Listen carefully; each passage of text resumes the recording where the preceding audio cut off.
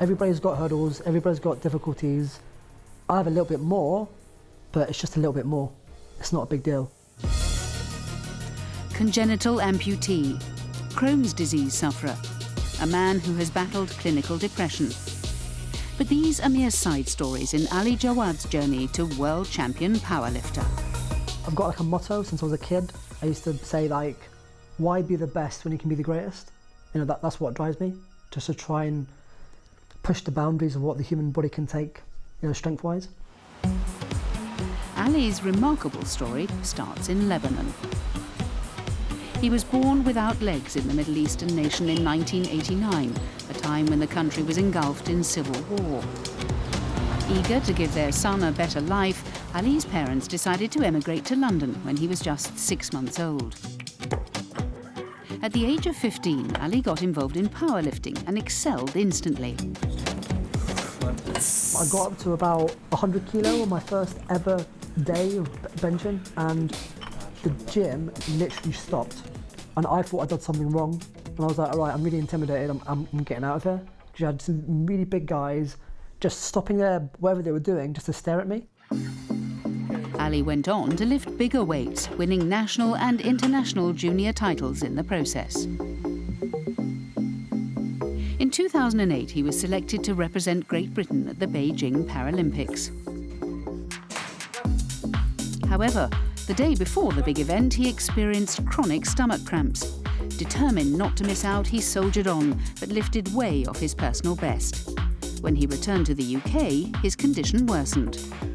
So I took the week off training, did the normal things, kind of like going out with mates, seeing people, just things that I've sacrificed that 2 years, and then suddenly collapsed in agony. I was on a night out, collapsed in agony, and I thought, right, something's very wrong.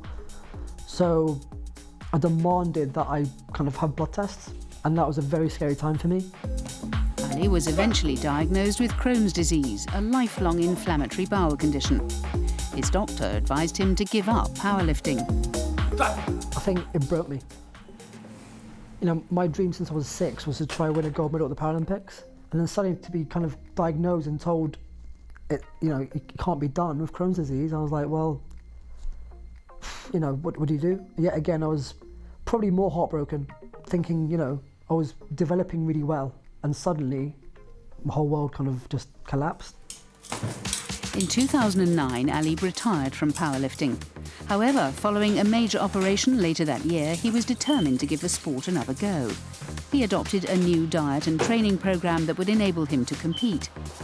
Little over a year after returning to the sport, he went to the 2012 Paralympics in his home city, privately eyeing a medal. After successfully completing 2 lifts, Ali was adjudged to have failed a lift of 189 kilos, which would have been good enough for silver. I thought I got it.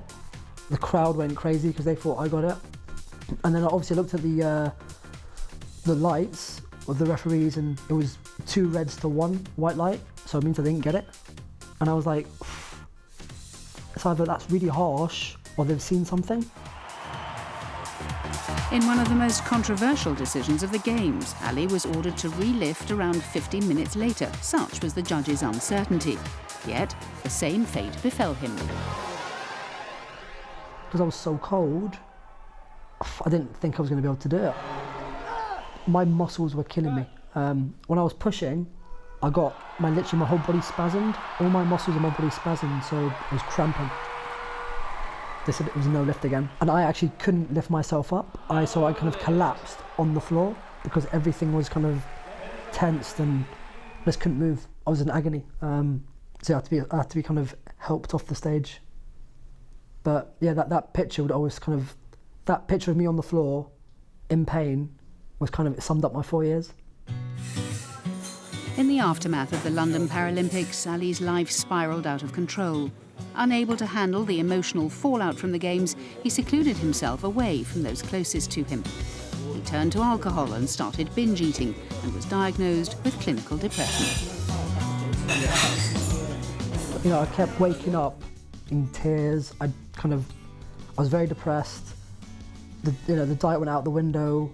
I caused, from my kind of binge eating, I kind of caused my last flare, and that put me out for a very long time. Yeah, I didn't want to do anything. I hated the sight of the gym. I hated the sight of the media talking about 2012 and how successful we were, and because I wasn't part of that.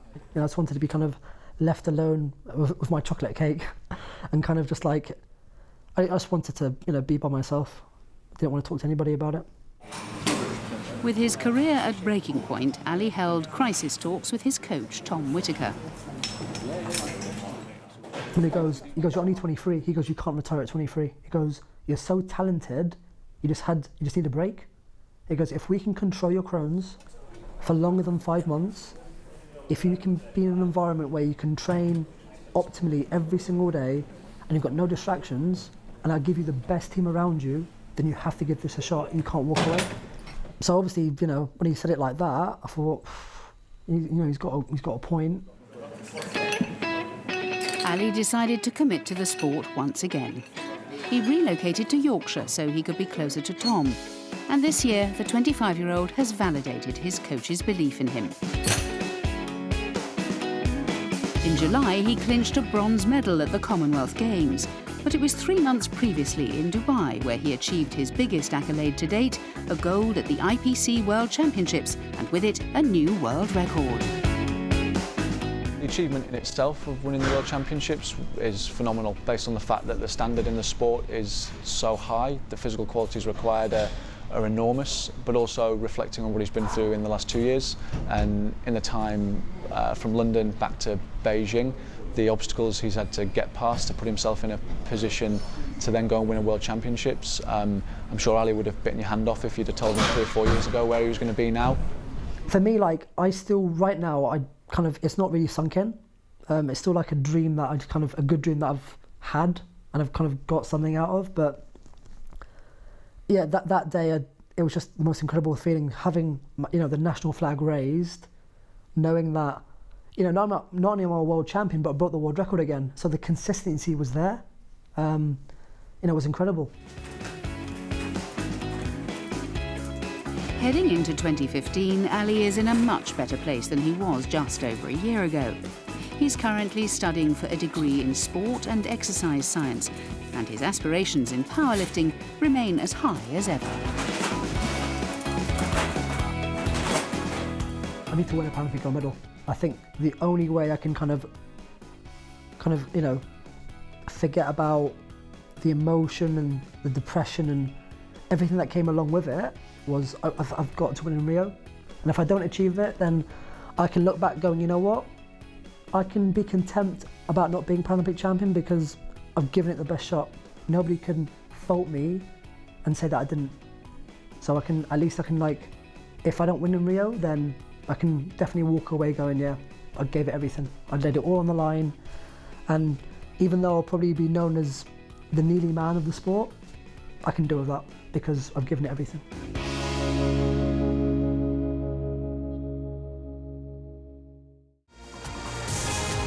Subscribe now to our YouTube channel for the very best of Trans World Sports.